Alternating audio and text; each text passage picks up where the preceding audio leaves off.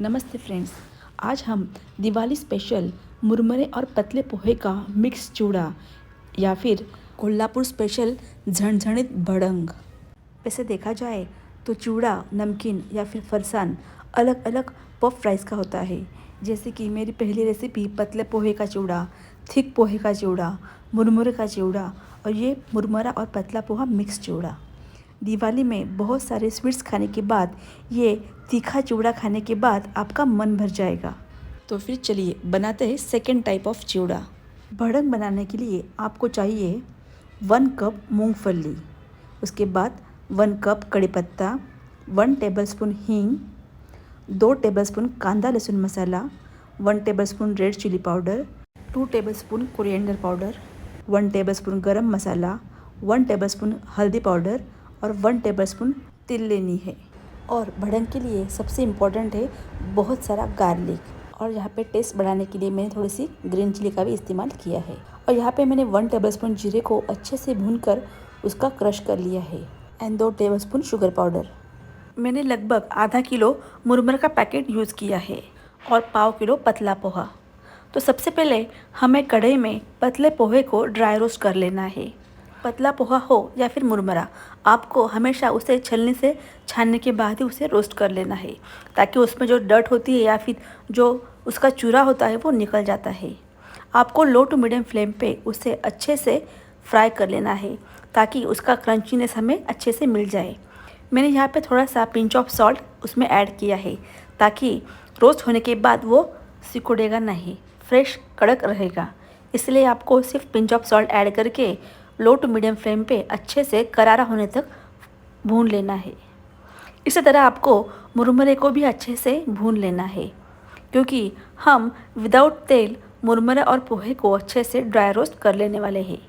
एक बात हमेशा याद रखो, दिवाली का जब भी आप कोई भी फराळ बनाते हो तो सारे इंग्रेडिएंट्स आपको सबसे पहले इकट्ठा कर लेने हैं, ताकि जब भी आप कोई भी बड़ी प्रोसीजर करते हो तो वो आपको ईजी और इंस्टेंट हो जाती है।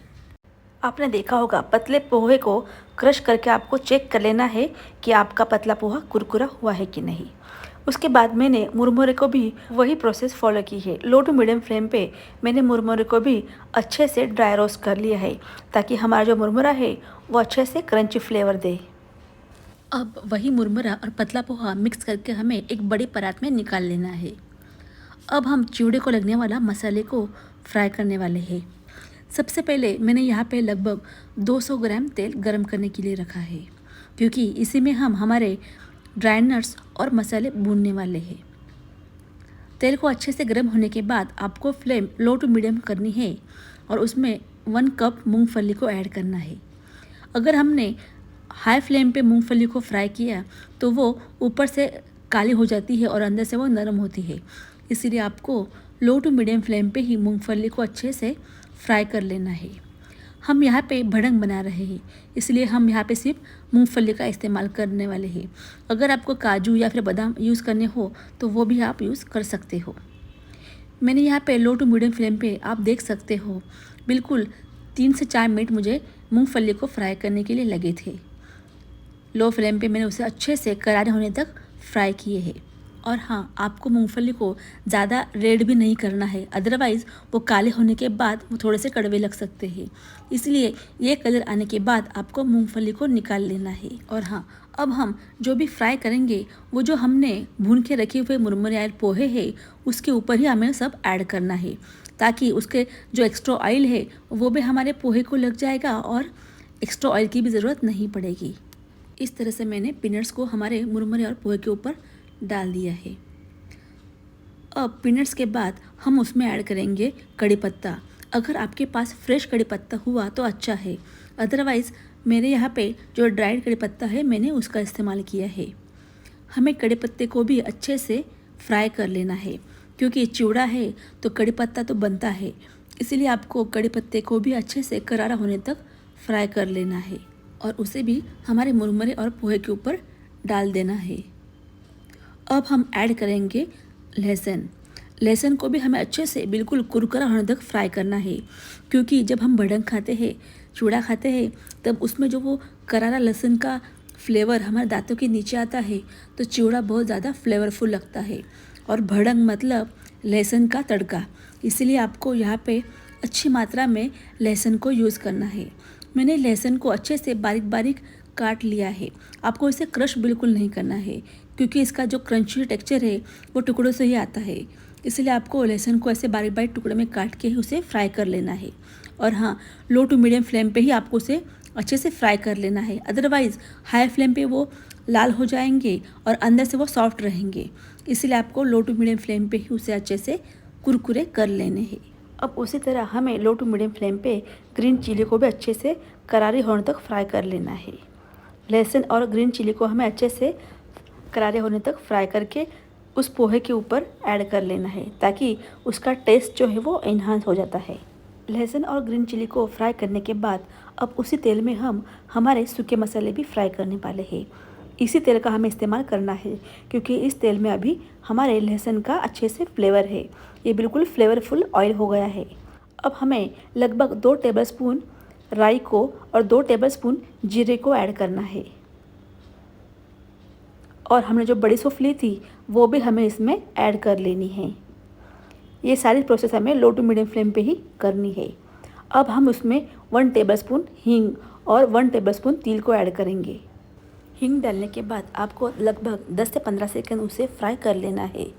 अब हम उसमें ऐड करेंगे 2 टेबलस्पून कोरिएंडर पाउडर। धनिया पाउडर को भी अच्छे से रोस्ट करने के बाद हम हमारे सूखे मसाले मतलब 1 टेबलस्पून हल्दी powder, 1 tablespoon red chilli powder, 2 tablespoon कांदा लहसुन मसाला और 1 टेबलस्पून गरम मसाला, ये सब उसमें ऐड करेंगे। और हमने जो जीरा भून के रखा था उसका पाउडर भी हमें उसमें ऐड कर लेना है। और हमें चिवड़े को जितना नमक लगने वाला है वो भी हमें इसमें ऐड कर लेना है, ताकि पूरे मसाले में वो नमक अच्छे से मिक्स हो जाएगा और जब हम चिवड़ा मिक्स करेंगे तो वो भी अच्छे से मिक्स हो जाएगा। अब बाकी के इंग्रेडिएंट्स की तरह ही ये मसाला भी हमें हमारे मुरमुरे के चिवड़े के ऊपर ऐड कर लेना है। इस तरह से अच्छे से फैलाने के बाद आपको उसके ऊपर मिक्स करने के बाद अच्छे से मिक्स कर लेना है। आप एक बड़ा बर्तन लो या फिर एक बड़ी कैरी बैग लेके उसमें डाल के पूरे चिवड़े को अच्छे से मिक्स कर लो। मैंने यहाँ पे 2 बर्तन इस्तेमाल किए हैं, क्योंकि मुरमुरा और पोहा मिक्स करने के बाद वो बढ़ गया, इसलिए मैंने 2 बर्तन में पोहे को निकाल के जो हमारे सारे इंग्रेडिएंट्स मैंने फ्राई किए थे वो भी दोनों के इसमें ऐड कर लिए हैं। अब वैसे ही मसाला हमने उसके ऊपर ऐड करके अब हमें अच्छे से हल्के हाथों से मिक्स कर लेना है। और हाँ, अब हम उस पर शुगर पाउडर का इस्तेमाल करने वाले हैं। मैंने लगभग 2 टेबलस्पून शुगर पाउडर का इस्तेमाल किया है। अगर हम मसाले में शुगर पाउडर ऐड करते हैं तो वो मेल्ट होके कड़वी लग सकती है, इसलिए आपको पूरा चिवड़ा होने के बाद ही उसके ऊपर शुगर पाउडर ऐड करके चिवड़े को अच्छे से मिक्स कर लेना है।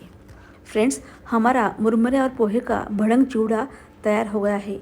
अब आपको सिर्फ अच्छे से पूरे मसाले के साथ उसे मिक्स कर लेना है, ताकि हमारा जो मसाला का कोटिंग है वो मुरमुरा और पोहे को अच्छे से लग जाएगा। मैंने उसके बाद उसके ऊपर थोड़ी सी सेव और खारी बूंदी को ऐड किया था। आप आपके हिसाब से बड़ी सेव या फिर फरसान उसमें ऐड कर सकते हो। ये देखिए फ्रेंड्स, मिक्स होने के बाद 2 बर्तन भर के हमारा पतला पोहा और मुरमुरे का भड़ंग चिवड़ा रेडी हो गया है। और फ्रेंड्स, आप मानोगे नहीं, बहुत टेस्टी और करारा और कुरकुरा चिवड़ा मेरा बनके तैयार हो गया है। सो फ्रेंड्स, अगर आपको मेरी रेसिपी अच्छी लग रही हो तो मेरे चैनल को लाइक, शेयर, सब्सक्राइब और कमेंट करना कि आपको ये रेसिपी कैसी लगी।